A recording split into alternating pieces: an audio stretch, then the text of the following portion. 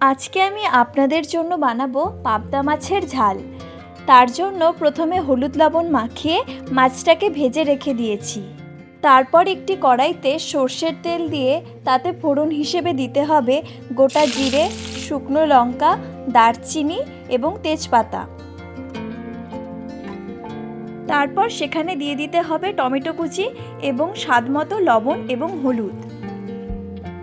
তারপর সেখানে অ্যাড করতে হবে পেঁয়াজ বাটা, রসুন বাটা, শুকনো লঙ্কা বাটা, আদা বাটা, জিরে বাটা। তারপর সামান্য পরিমাণ জল দিয়ে ভালো মতো কষিয়ে নিতে হবে।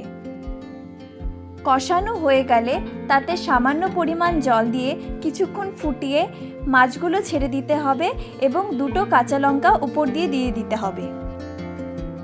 তারপর কিছুক্ষণ রান্না করলেই রেডি পাবদা মাছের ঝাল। আমার রেসিপিটা আপনাদের ভালো লেগে থাকলে আমার চ্যানেলটিকে লাইক করবেন, শেয়ার করবেন ও হ্যাঁ, অবশ্যই সাবস্ক্রাইব করতে কিন্তু ভুলবেন না। ধন্যবাদ।